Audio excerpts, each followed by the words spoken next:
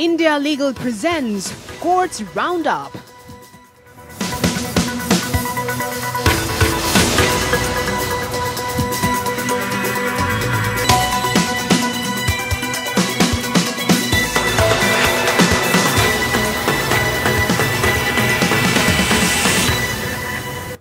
नमस्कार, मैं हूं ज़ारा। कोर्ट्स राउंडअप में आपका स्वागत है। इस बुलेटिन में अगले आधे घंटे हम आपको कोर्ट से जुड़ी तमाम छोटी बड़ी खबरों से रूबरू करवाएंगे।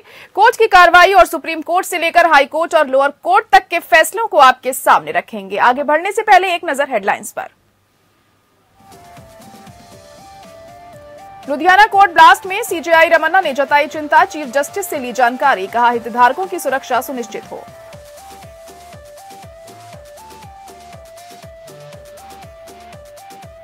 कासगंज हिरासत में मौत मामले में पीड़ित के पिता ने मुआवजे की मांग की, पुलिस वालों के खिलाफ कार्रवाई की मांग। इलाहाबाद हाईकोर्ट ने पुलिस से मांगा जवाब।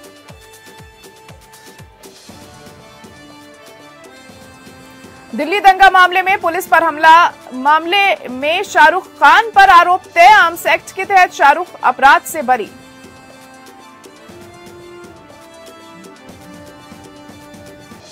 इलाहाबाद हाईकोर्ट के जस्टिस शेखर यादव की पीठ ने चुनाव आयोग से राजनीतिक रैलियां आयोजित करने से रोकने के लिए तत्काल निर्देश जारी करने का किया आग्रह। ओमिक्रॉन के खतरे को देखते हुए किया आग्रह।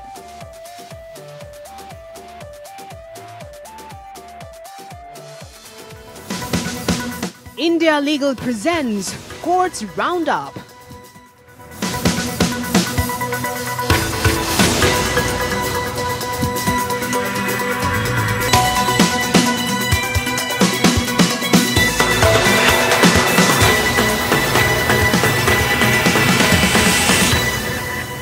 चलिए शुरुआत कर लेते हैं कोर्ट्स राउंडअप की। प्रधान न्यायाधीश एनवी रमन्ना ने लुधियाना जिला अदालत परिसर के अंदर विस्फोट पर गहरा दुख व्यक्त किया है और कहा है कि देश भर में इस तरह की घटनाएं एक चिंताजनक प्रवृत्ति है। इस विस्फोट में जहां एक व्यक्ति की मौत हो गई, वहीं 3 लोग घायल हो गए हैं। उन्होंने आशा व्यक्त की है कि कानून लागू करने वाली एजेंसियां न्यायालय परिसरों और सभी हितधारकों की सुरक्षा सुनिश्चित करने के लिए आवश्यक ध्यान देंगी।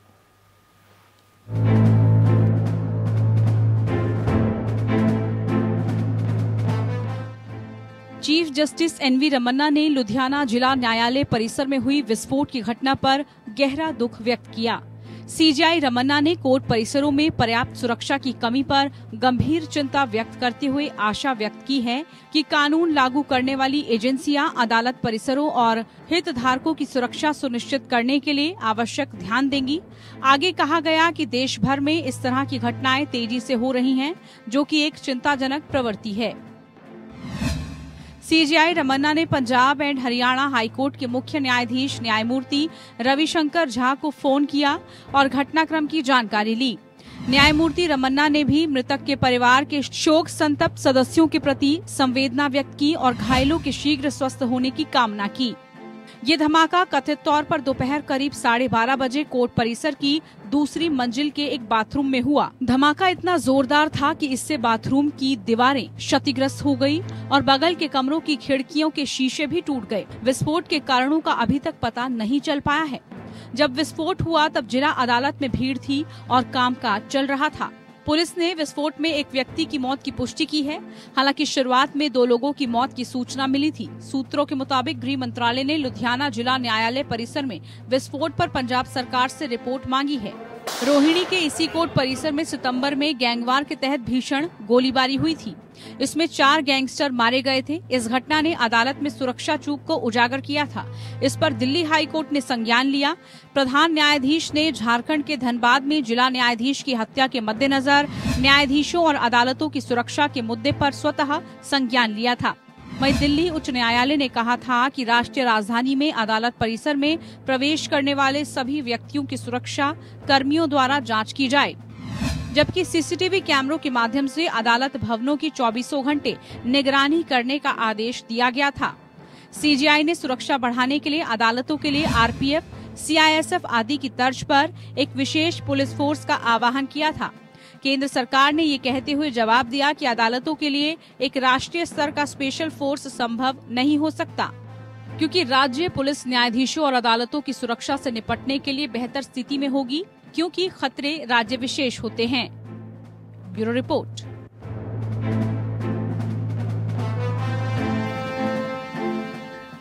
कासगंज हिरासत में मौत मामले में इलाहाबाद हाई कोर्ट ने अल्ताफ के पिता की सीबीआई जांच और 1 करोड़ मुआवजे की मांग वाली याचिका पर पुलिस अध्यक्ष से जवाब मांगा है। याचिका में कोर्ट की निगरानी में एसआईटी की जांच की मांग की गई है और साथ ही दोषी पुलिस वालों के खिलाफ कार्रवाई की भी मांग की गई है।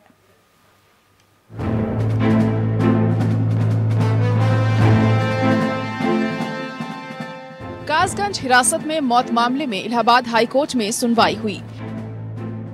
हाई कोर्ट ने कासगंज हिरासत में मौत के पीड़ित अल्ताफ के पिता की याचिका पर कासगंज के पुलिस अधीक्षक से 10 दिनों के अंदर जवाब मांगा है। इस मामले में सीबीआई जांच की मांग करते हुए पीड़ित के पिता चांद मियां द्वारा याचिका दायर की गई। उत्तर प्रदेश पुलिस ने दावा किया कि अल्ताफ ने खुद को 2 से 3 फीट पाइप से बांधकर आत्महत्या कर ली थी। याचिकाकर्ता ने वैकल्पिक रूप से मामले की जांच के लिए कोर्ट की निगरानी में एसआईटी के गठन के लिए निर्देश देने की मांग की। साथ ही इस मामले में शामिल रहे सभी संबंधित पुलिस अधिकारियों और अन्य व्यक्तियों के खिलाफ कार्रवाई करने की मांग की। याचिकाकर्ता ने 1 करोड़ रुपए की मुआवजे की भी मांग की है, क्योंकि राज्य याचिकाकर्ता के बेटे की हिरासत में मौत को रोकने में विफल रहा। जस्टिस महेश चंद्र त्रिपाठी और जस्टिस सुभाष विद्यार्थी की खंडपीठ ने याचिका पर सुनवाई करते हुए कासगंज के पुलिस अधीक्षक से 10 दिनों के भीतर मामले में जवाब दाखिल करने को कहा। इलाहाबाद हाई कोर्ट ने पिछले हफ्ते उत्तर प्रदेश सरकार, केंद्र सरकार और अन्य लोगों से people's union for civil liberties द्वारा फास्ट ट्रैक विशेष पुलिस न्यायालय की स्थापना की मांग करने वाली याचिका पर जवाब मांगा था। पीयूसीएल की याचिका कासगंज कस्टोडियल डेथ केस की पृष्ठभूमि में दायर की गई है। पीयूसीएल ने कासगंज कस्टोडियल डेथ पीड़ित अल्ताफ के शरीर पर दूसरा पोस्टमार्टम की भी मांग की है। अल्ताफ 9 नवंबर को पुलिस स्टेशन में मृत पाया गया था। पुलिस ने दावा किया कि उसने अपने जैकेट्स के हुड से एक शौचालय में पानी के पाइप से लटककर खुद को फांसी लगा ली। उक्त पाइप जमीन से 2 फीट की ऊंचाई पर था। उत्तर प्रदेश के कासगंज जिले में एक नाबालिग लड़की के गायब होने के आरोप में 22 वर्षीय अल्ताफ को यूपी पुलिस ने हिरासत में लिया था। हालांकि लड़की को बाद में कासगंज रेलवे स्टेशन से बरामद किया गया था। अल्ताफ की मौत के मामले में कासगंज थाने में अज्ञात पुलिसकर्मियों के खिलाफ भारतीय दंड संहिता की धारा 302 के तहत एफआईआर दर्ज की जा चुकी है। यूपी के पुलिस अधिकारियों ने कहा कि हिरासत में हुई मौत की विभागीय जांच और मजिस्ट्रेट जांच एक साथ की जा रही है। याचिकाकर्ता चांद मियां की ओर से वकील अंबर अली जैदी, मोहम्मद दानिश और कुमेल हैदर पेश हुए। Bureau report. इलाहाबाद हाईकोर्ट ने राष्ट्रीय सुरक्षा अधिनियम 1980 के तहत शक्तियों का प्रयोग करके हत्या के आरोपी के खिलाफ पारित डिटेंशन के आदेश को रद्द कर दिया है। कोर्ट ने देखा कि यदि कोई व्यक्ति हिरासत में है और उसके रिहा होने की कोई संभावना नहीं है तो प्रिवेंटिव डिटेंशन की शक्ति का प्रयोग नहीं किया जाना चाहिए। न्यायमूर्ति महेश चंद्र त्रिपाठी और न्यायमूर्ति सुभाष विद्यार्थी की खंडपीठ ने एक अभय राज गुप्ता की बंदी प्रत्यक्षीकरण याचिका के साथ, जो वर्तमान में सेंट्रल जेल बरेली में हिरासत में है, ने अपनी मां के माध्यम से 23 जनवरी 2021 को डिटेंशन के आदेश को चुनौती दी। अनिवार्य रूप से 2 दिसंबर 2019 को हुई हत्या की एक भी घटना के कारण याचिकाकर्ता के खिलाफ आईपीसी की धारा 302 और 307 सहित और उत्तर प्रदेश गैंगस्टर्स और असामाजिक गतिविधि अधिनियम 1986 के तहत 3 प्राथमिकी दर्ज की गई। कथित तौर पर याचिकाकर्ता द्वारा रची गई साजिश के अनुसरण में राकेश यादव की मौत हो गई और बाद में अब पुलिस ने उसे 2 दिसंबर 2019 को हुई उक्त घटना के लिए गिरफ्तार करने के लिए आई तो उसने पुलिसकर्मियों को मारने के इरादे से उन पर गोलियां चलाईं। याचिकाकर्ता के खिलाफ एनएसए 1980 के तहत शक्तियों का प्रयोग करके डिटेंशन आदेश पारित किया गया। इसमें यह कहा गया कि याचिकाकर्ता के सहयोगियों द्वारा उनके द्वारा रची गई साजिश के तहत की गई हत्या के अपराध के कारण लोग डर गए और घबरा गए और सार्वजनिक व्यवस्था भंग हो गई। कोर्ट ने आगे कहा, ना तो इसकी आशंका को दर्ज करने का कोई उचित आधार है और ना ही ऐसा कोई अनुमान है कि गिरफ्तार गतिविधि सार्वजनिक व्यवस्था के प्रतिकूल होगी और इसलिए सार्वजनिक व्यवस्था के रखरखाव के लिए किसी भी तरह से प्रतिकूल कार्रवाई करने से रोकने की दृष्टि से उसे हिरासत में लेना आवश्यक है। अदालत ने यह भी कहा कि याचिकाकर्ता द्वारा कथित रूप से किए गए कृत्य से सार्वजनिक व्यवस्था भंग नहीं हुई, क्योंकि इसने समाज को इस हद तक परेशान नहीं किया कि सार्वजनिक शांति में सामान्य अशांति पैदा हो।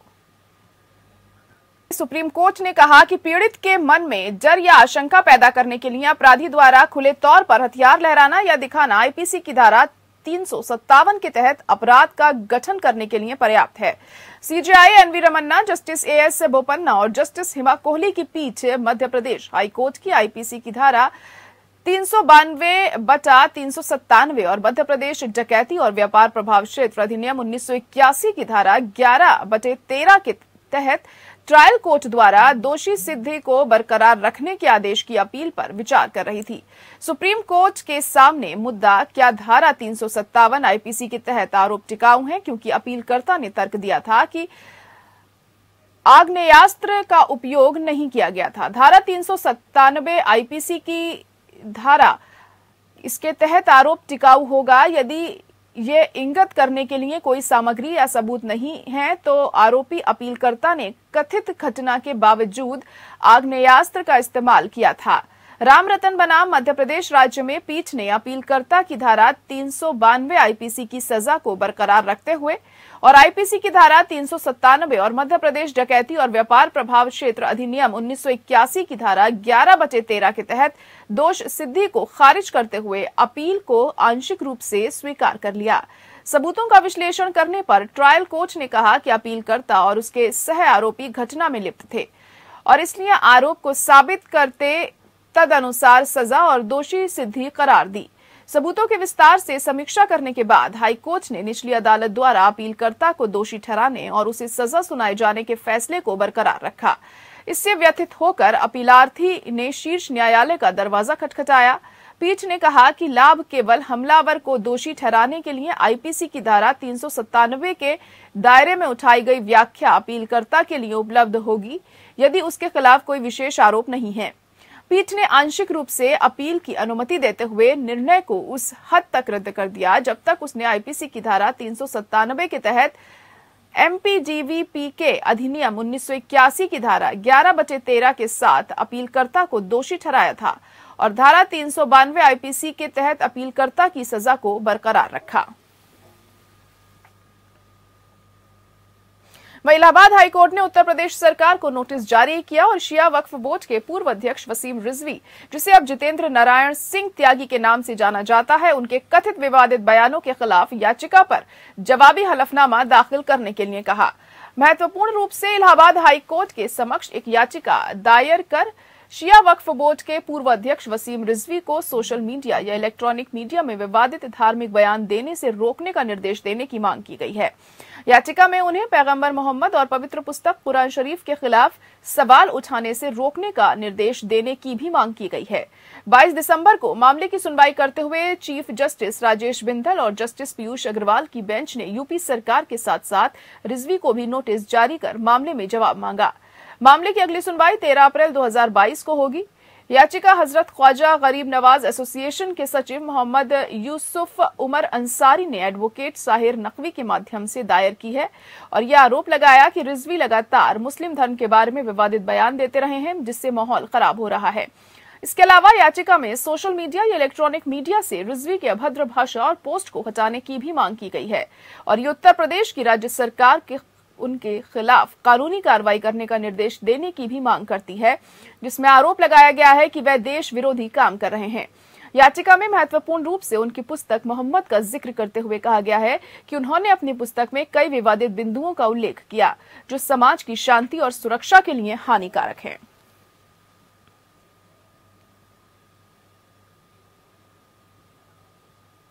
वहीं दिल्ली कोर्ट ने उत्तर पूर्वी दिल्ली दंगों के दौरान एक पुलिसकर्मी पर बंदूक तानने वाले शाहरुख पठान के खिलाफ दंगों से संबंधित एक मामले में आरोप तय किए हैं, जिसमें पुलिसकर्मियों को चोट लगी थी और रोहित शुक्ला को गोली लगने से चोट लगी। कोर्ट ने उसे आर्म्स एक्ट के तहत अपराधों से बरी कर दिया। अतिरिक्त सत्र न्यायाधीश अमिताभ रावत ने पठान, सलमान, गुलफाम, आतिर और ओसामा के खिलाफ आईपीसी की धारा 147, 148, 149, 186 सार्वजनिक कार्यों के निर्वहन में लोक सेवक का बाधित करना, 188 लोक सेवक द्वारा विधिवत घोषित आदेश को अवज्ञा, 153A धर्म के आधार पर विभिन्न समूहों के बीच शत्रुता को बढ़ावा देना आदि। धारा 307 हत्या का प्रयास के तहत आरोप तय किए।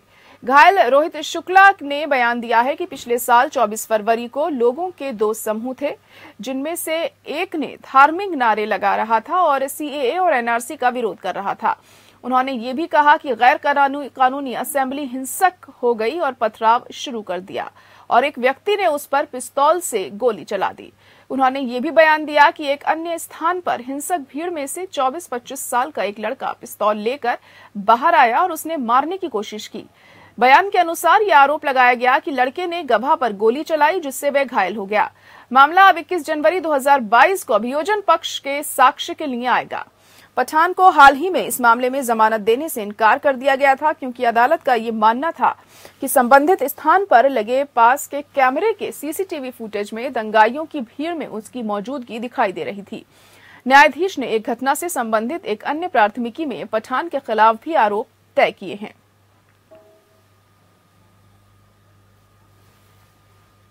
वहीं कर्नाटक हाईकोर्ट ने कर्नाटक सड़क विकास निगम या KRDCL को बेंगलौर के आसपास विभिन्न सड़कों को चौड़ा करने के लिए 18 विरासती पेड़ों को गिराने की अनुमति दी है। चीफ जस्टिस ऋतुराज अवस्थी और जस्टिस सचिन शंकर मखदूम की खंडपीठ ने कहा कि जहां तक 18 पेड़ों को काटने का सवाल है, तो हमारा विचार है कि हम इस बात के विशेषज्ञ नहीं हैं कि पेड़ों को काटा जा सकता है या नहीं। एक विशेषज्ञ निकाय GKVK ने पहले ही अपनी राय दे दी है। ऐसे में हमें लगता है कि प्रतिवादी नंबर 7 को 18 पेड़ों को काटने और परियोजना को एक बार में शुरू करने और समयबद्ध तरीके से पूरा करने की अनुमति दी जानी चाहिए, ताकि कोई और देरी ना हो। इसीलिए हम पेड़ों को काटने का निर्देश देते हैं। अदालत द्वारा नियुक्त निकाय GKVK द्वारा प्रस्तुत रिपोर्ट ने इन पेड़ों के प्रभाव का आकलन किया और सुझाव दिया कि 27 पेड़ों में से 9 को स्थानांतरित किया जा सकता है, केवल 18 पेड़ों को काटा जाएगा। तदनुसार प्राधिकरण 9 सुझाए गए पेड़ों को स्थानांतरित करने और 18 पेड़ों को काटने के स्थान पर जितने पेड़ लगाने के लिए विशेषज्ञ निकायों द्वारा सुझाव दिया जा सकता है, उतने पेड़ लगाने के लिए सहमत हुआ। इससे पहले सुप्रीम कोर्ट ने कर्नाटक सड़क विकास निगम को बेंगलौर के आसपास की विभिन्न सड़कों को चौड़ा करने के लिए विरासती पेड़ों को काटने से रोक दिया था, जब तक कि कर्नाटक हाईकोर्ट द्वारा इस मामले का फैसला नहीं किया जाता। याचिकाकर्ता दत्तात्रेय T देवारे ने 20 सितंबर के एक आदेश को चुनौती देते हुए सुप्रीम कोर्ट का दरवाजा खटखटाया था। हाईकोर्ट ने 100 विरासत के पेड़ों को काटने की अनुमति दी थी।